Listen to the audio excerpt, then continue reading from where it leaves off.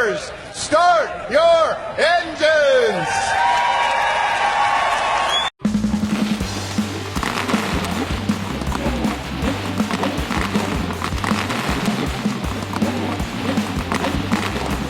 Green, green, green.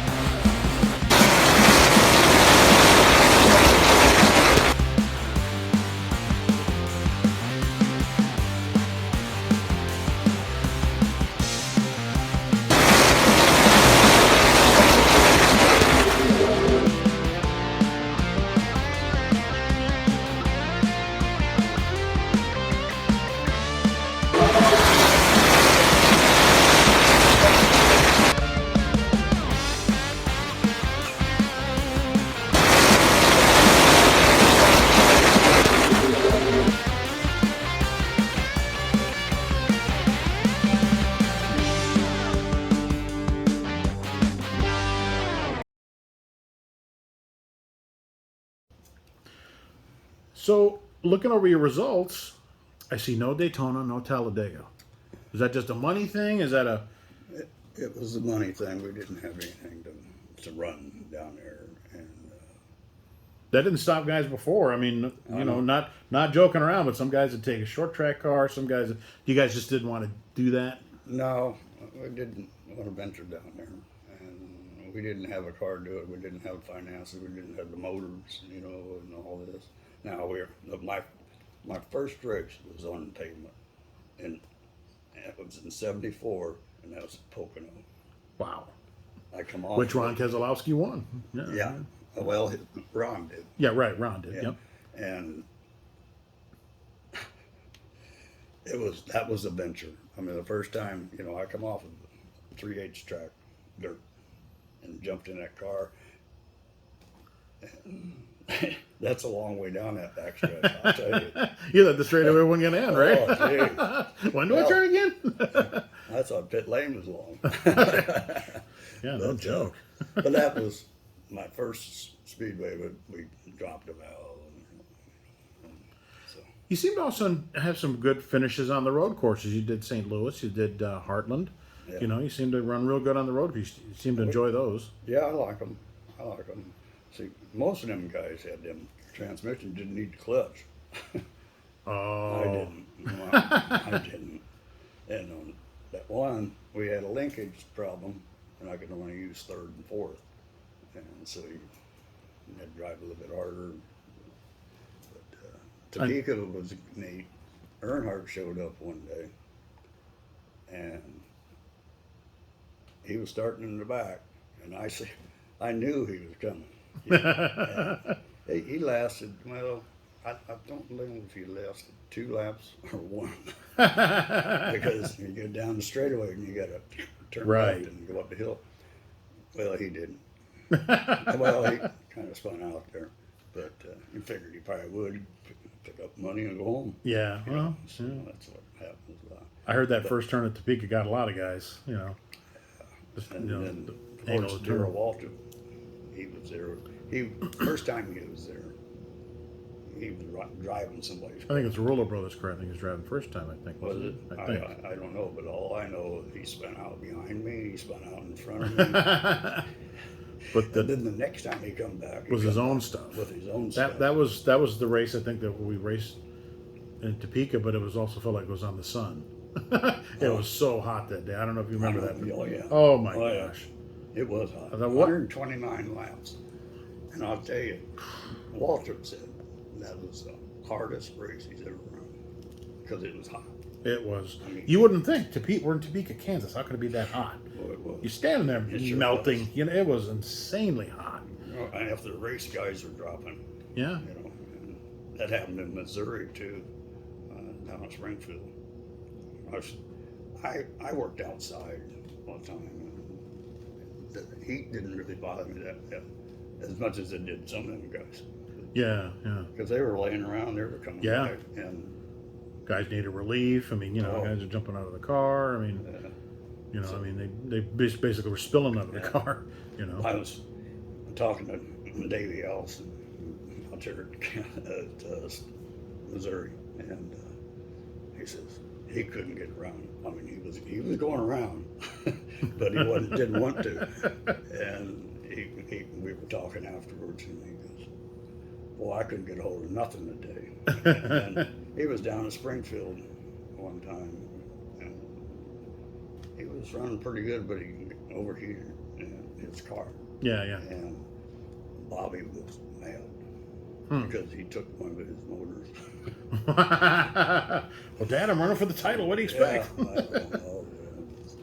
Bobby's, Davey, he was a nice kid. Nice Yeah, kid. a lot of people say that. He was a nice kid. And you raced with Davey and Clifford.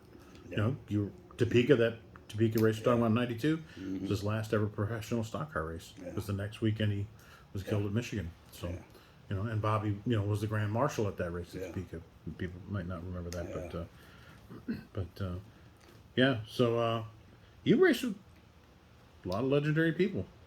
Slipped in under the radar there, I guess. Yeah, I guess. Just kind of slips in.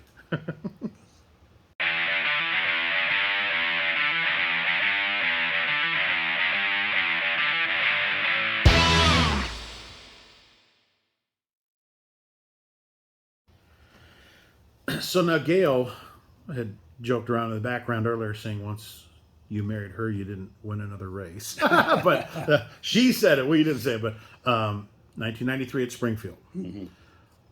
Should have been your race, that ARCA race.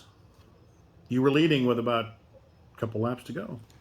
Well, the way it had really happened was I was running third, and Bob Keselowski and Tim Steele were battling for first and second. Well, they got into it in 4, and I took the lead then. And just as I got right to the flagman, they threw the yellow. It was the last lap, you know. I mean, but anyway, so we restarted the race, and of course they were right on my tail then. I had a third place car. I did not have a car to win. I didn't. I mean, I knew better than that, but I didn't throw the race. I just, I knew Bob. Bob and I raced good together. I mean, he was a gentleman. Well, Yes. in a way, you know. I mean, but He'll give you he would give you back what he got. Yeah. yeah, what I call a gentleman race, and he treats you fair, and I treated him fair, and he knew that. And when I was coming off for the last lap, he got a heck of a run coming off, well, going into one, and I slipped just this much, and I got out too far, and he got his nose underneath me, and he had the horsepower more than I did, and when we were going, he was right up there when we went into 3, and I couldn't cut him down. Right. He knew I wouldn't. Right. But and I got up in the marbles, and I got up there, and then I was upset. Right. I mean, you're that close. yeah, that close. And then I was up there, and Tim, he comes up, and I just go on. Yeah. And he come over after the race, and he goes, "Well, thanks for second." I said, "I didn't win." It doesn't. Right. It doesn't Right. matter. Right. So that was that's that. So your best finishes were third. Is that you still look back and go, man, how do we not win one of these? I know. We've led so many races down in Springfield and the Coin. I think for 25 years, I think I led at least 1 or 2 laps. Yeah. And I heard that on the record somewhere. But now I do go back to Eldora. Mm-hmm. Right. No, DeCoin, I'm sorry. DeCoin in 89 set the new track record. I think it was 89. Okay. Okay. Bob and I started on outside. Mm-hmm. And I was down 3 and 4. I was watching the track and waiting to qualify. And I walked by and I asked Bob, I knew it was getting real slick. And I asked Bob, "How's that panhorn bar work? Do you go up or down?" He goes, "You want to tighten it?" And I said, "Yeah." He said, "Take it all the way down. Take it down." So I went back and we put it all the way down. Wow. Okay. And so I went out and I set the record, and then That's enough advice from him, right? yeah, and right then he was getting ready to go out. He come up and said, "Which way did you go over that bar?" I said, "All the way down, Bob. Take it all the way down." And then he qualified right. I just barely beat him. But then the next year, we come back with Chevy in the car, same car, and I broke my own record. And to this day, I didn't find out about it till about a year ago that there's only been 3 people that's ever back-to-back track champion. I mean, record breakers. Wow. Okay. It was Bobby Jacks, me, and Tony Stewart. Oh, wow. Okay. Yeah, Wow. I just found that out. I never realized it before, but somebody dug it up. Wow. I don't know, but, So but let's I was just, probably that, you know. I mean, I ran down there a long time. so let's jump forward to Springfield 2020. Now, Mr. Hendren, if I'm not mistaken, had never won an ARCA race either. No. But then him and Ryan Unziger Yeah. dominate that race. How'd you feel when you saw that or heard that? A different day. You know, it's a different day, and you know, when you turn the page, you turn the page, and you know, I said, well, that's great for Ryan. The first race Ryan ever drove in was the one that the little cars, little junkers, I call them.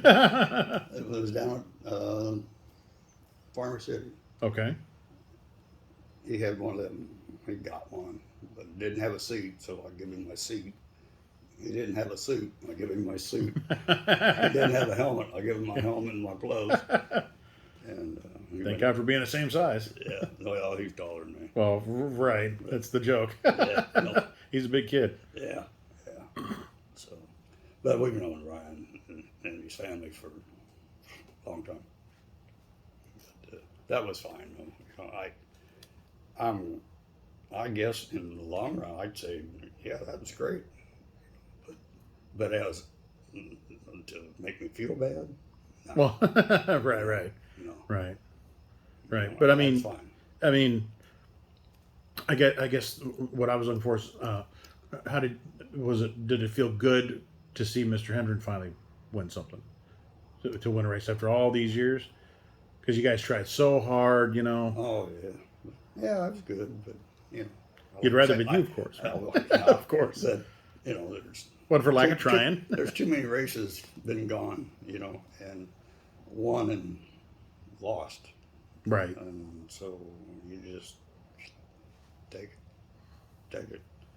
But Well, your place in the record books is secure, though. I mean, you know, we're here today talking to you. We wouldn't be Yeah. if you were a nobody, you know. Yeah.